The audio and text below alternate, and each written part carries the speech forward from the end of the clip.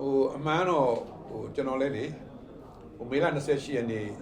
ငရင်တန်းကြောင့်ကျွန်တော်ကိုယ်တိုင်လည်းဒုက္ခခံရတယ်ပါတီလက်ထီရဆိုအမှန်လာဖို့အစီအစဉ်တော့တိတ်မရှိဘူးဗျာတိုးတော်လည်းနံပါတ်1ကခေါင်းစဉ်ကိုစိတ်ဝင်စားတာပေါ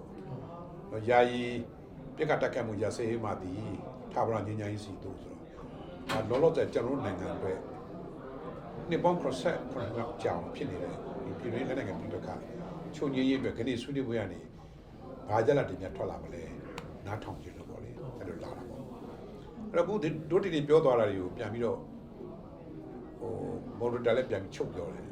ဆိုတော့နံပါတ်1ဘာကိုတွေ့ရလဲဆိုတော့ဒီထာဝရငင်းငင်းရဖို့အတွက်သွားမယ်လမ်းကြောင်းဒီ NCA လမ်းကြောင်းပဲဖြစ်တယ် NCA လမ်းကြောင်းမှာတပါအချမ်းလမ်းကြောင်းမရှိဘူးအဲ့ဒီလိုပြောသွားတယ်ပေါ့နော်နောက်နှစ်ကဒီလို NCA လမ်းကြောင်းကိုအကောင့်တွေဖော်နိုင်ဖို့အတွက်ပြည်သူ့ရွေးချက်တင်မြောက်တဲ့တရားဝင်အစိုးရရှိဖို့လိုတယ်အဲ့ဒီတော့မှတရားဝင်အစိုးရရှိလာမှဒီကဥပဒေပြုမှလည်းအချွေမှလည်းတရားစီရင်မှလည်းပေါ်လာမယ်အဲ့ဒီကမှဥပဒေပြုမှလည်းမှာခဏမကြည်လေတဲ့ကိစ္စတွေကိုပြစ်တဲ့ကတဲ့ကိစ္စတွေမပါဘူးเนาะဒီမှာရှင်းလို့ရမယ်ဒါဒီလိုပြောပါတယ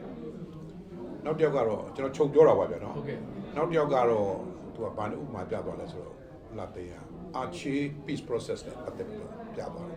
ဒါလည်းအားလုံးသိတဲ့အတိုင်းပဲလေအာချီကအင်ဒိုနီးရှားရဲ့ပြည်နယ်တစ်ခုလေဟာသူ့မှာတော့အထူးဒေသ9ခုရှိတယ်ပြည်နယ်ကလည်း20ကျော်လောက်ရှိတယ်ထင်တယ်ထားလိုက်ပါတော့ဗျာเนาะအဲ့လိုရှိတယ်ရှိတော့သူ့မှာဒီဆူမာတရာကျွန်းမှာငရင်လုတ်တဲ့ခါကျတော့ 9.1 Richter scale နဲ့နေတာအဲ့ဒါပြီးတော့သူ after shock မှာသူဘာလို့ဝင်လဲဆိုတော့ဆူနာမီတွေဝင်တယ်ဆူနာဝင်တော့တော်တော်ထိခိုက်တာပေါ့အာချီဒေသတခုမှာပြားပေါက်သွားတဲ့သဘောရှိတယ်အဲ့တော့အာချီကလည်းဒီအစတွေက အင်ဒိုနီးရှားနေအရင်တော့ Dutch တဲ့အောက်ခံနောက်သူလွတ်လပ်ရေးရတော့သူကအင်ဒိုနီးရှားရဲ့အစိတ်ပိုင်းဖြစ်လာတယ်ပေါ့အင်ဒိုနီးရှားနိုင်ငံနေသူကခွတ်တွက်ဖို့ကိုယ်ပိုင်အုပ်ချုပ်ခွင့်ရဖို့အတွက်အင်ဒိုနီးရှားတပ်မတော်နဲ့ဒီအာချီတဲ့နိုင်ငံဖွဲ့စည်းရပြစ်ခတ်တိုက်ခိုက်မှုလို့နှစ်ပေါင်း30ကြာတယ်ဒီလိုပြစ်ခတ်တိုက်ခိုက်မှုရက်လိုက်ပြန်လို့လိုက်ကြလိုက်ပြန်လို့လိုက်ပေါ့အခုဒီကိစ္စဖြစ်သွားတဲ့ခါပေါ့နော်ဆူနာမူကိစ္စဖြစ်သွားတဲ့ခါမှာဒုက္ခလာပေါ့နော်ဒုက္ခတော့တပ်မတော်ကလည်းပြစ်ခတ်တိုက်ခိုက်မှုကြောက်ဖို့ဆန္ဒရှိတယ်အာချီလက်နက်ကိုင်ဖွဲ့စည်းရလဲရောက်ဖို့ချင်နေရှိတယ်တော့ဂျားမှာ facilitator ဝင်လောက်တာဖင်လန်နိုင်ငံသမ္မတဟောင်းသူကလည်းဂျားဝင်လာတယ်ကျန်တဲ့ကုလသမဂ္ဂအဖွဲ့အစည်းကြတယ်ဝင်လာတယ်ညှိကြနှိုင်းကြတဲ့ခါကျတော့ဒီအချင်းချင်းနိုင်ငံသားချင်းပြစ်ခတ်တိုက်ခိုက်ခြင်းထက်နိုင်ငံမှာကြောက်နေတဲ့အန်ဒရဝမ်ဝဖြည့်ချင်းရအဓိကကြတယ်ဆိုရင်ဟိုလက်ကင်ဆွဲပြီးတော့သူတို့ဆောင်ရွက်လာကြတာဗျာရှင်းနေတော့ကြားတယ်နောက်ဆုံးမှသူတို့2015လို့ထင်ပါတယ်သူရမရမှာပေါ့နော်အဲ့ဒီမှာသူတို့ဟိုငញ្ញရင်စာချုပ်ဒီမှာထိုးနိုင်တဲ့သဘောဖြစ်သွားတယ်အဲ့ဒီမှာဘာတွေပါလဲဆိုတော့အာချေဒီလက်နဲ့အောင်ဆောင်လိုက်တယ်အာချေဒီနိုင်ငံရေးပါတီဖွဲ့လိုက်တယ်ပြီးတော့သူကဒီတက်ခိုက်ရေးလမ်းကြောင်းကနေနိုင်ငံရေးပါတီလမ်းကြောင်းကိုရောက်လာတယ်သူကအဲ့ဒါကိုပြတယ်အဲ့တော့ကျွန်တော်လည်းတော်တော်စိတ်ဝင်စားသူကလည်းတတ်တော့ပြီးတော့အခုလည်းကျွန်တော်လည်းဒီလိုအခက်ခဲမှာပေါ့ဒီလိုများဖြစ်နိုင်ရင်ဘယ်လောက်ကောင်းမလဲဆိုတဲ့ဟာလေးလည်းတွေးပြီးတော့ဗျာအဲ့တော့ဒီနေ့ဟိုဥမြကင်မင်းတို့ဒီနေ့ပွဲရနေရလိုက်တဲ့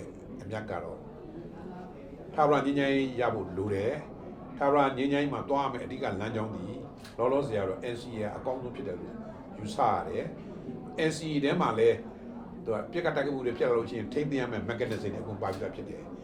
ဒီ NCA ဒီနိုင်ငံတကာကုလသမဂ္ဂပေါင်းပေါ့နော် Mr. Ban Ki-moon တို့ပေါင်းလာတာကိုကျွန်တော်လည်းပါခဲ့ပါတယ် Mr. Ban Ki-moon တို့ဒီဘက်ကကျွန်တော်နိုင်ငံတော်သမ္မတကြီးတို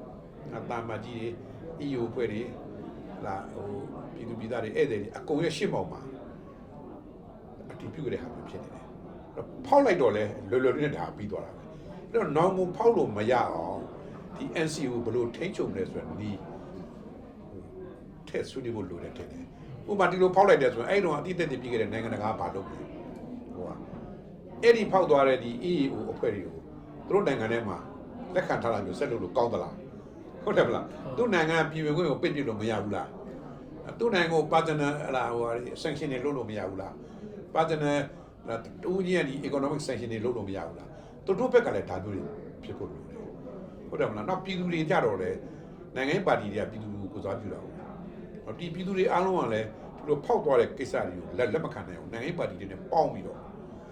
ပြည်သူတွေကလှုပ်လို့ရှာတောင်းဆိုဖို့လိုတယ်ပေါ့အဲ့ဒီအပိုင်းလေးများလုံနေမလားလို့ပေါ့ NCA စာချုပ်တစ်ခုတည်းနဲ့တော့မဖြစ်နိုင်ဘူး NCA စာချုပ်ဖြစ်မြောက်ဝိုင်းဝန်းပါဝင်တဲ့ခုနအဖွဲ့အစည်းတွေအားလုံးရဲ့အားတွေပါလိုက်ရင် NCA ချုပ်ပေါက်เสียတိတ်မရှိဘူးလို့ကျွန်တော်ကနတ်ထောင်ရတယ်အဲ့ဒါတူကျွန်တော်ရလိုက်ပါတယ်ဗျာ